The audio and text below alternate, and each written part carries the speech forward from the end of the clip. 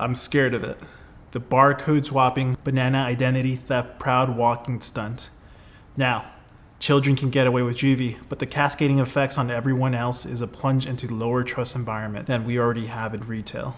Do not tempt the undignifying plexiglass aisle to grow into a surveillance eyeball scanning palace. Commerce has always had a trust problem. But put it another way, trust has always been the currency of commerce. Before we talk about self-checkouts, let's understand trade, the exchange of goods and services. The merchant would gain a reputation of selling quality products. Need a pot? Go to the potters. Their son Harry sells them cheaper, and they're just as good as his mom's. Trust is how brands work. You buy Apple over No Name because a 50-year track record is doing the heavy lifting. Now, new companies borrow that trust through the founder stories and Kickstarter pitches, hoping experience can stand in until they've earned their own. But trust isn't just something sellers build for buyers. It runs the other way as well. Checkout is a problem you start thinking about when business is good. There's demand for your product, whether justified or not.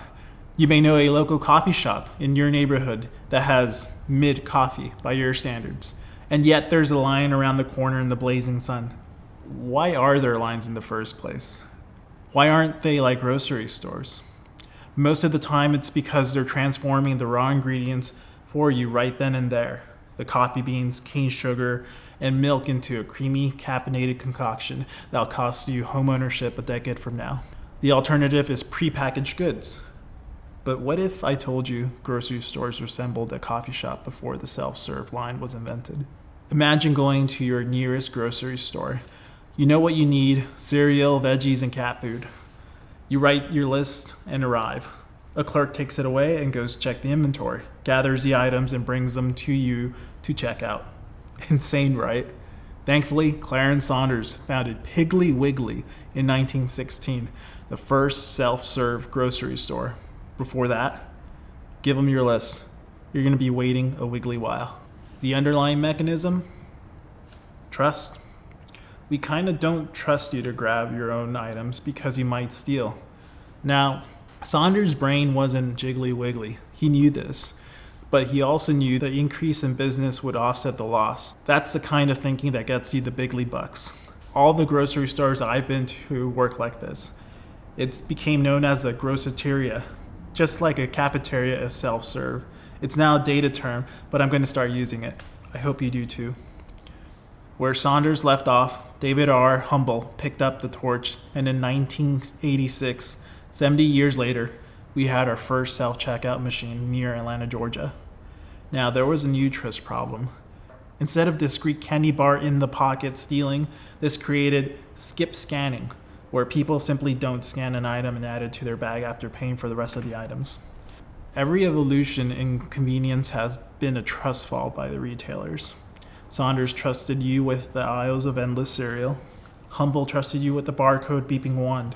The banana trick is what happens when the bucket filled with trust gets flipped for laughs.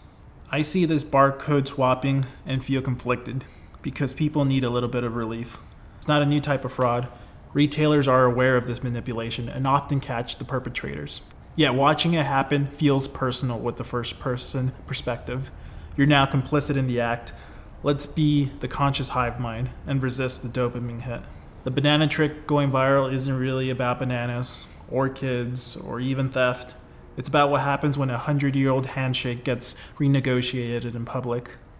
Saunders bet that most people are honest enough to make the self-service worth it. Humble, double down. Every grosseteria you've ever walked into is running on that bet. The bet still works. Inventory theft exists, but the math was held for a century. What breaks the math isn't the kid with the banana. It's the rest of us watching the clip and quietly recalculating. It's the store that responds with another camera, another locked cabinet, another buzzer for the toothpaste. Low trust is contagious in both directions, and once you're in the surveillance palace, you don't get the grosseteria back.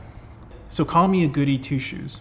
I'd rather live in Clarence Saunders' bet than David R. Humble's nightmare. Scan your own bananas. Scan them as bananas.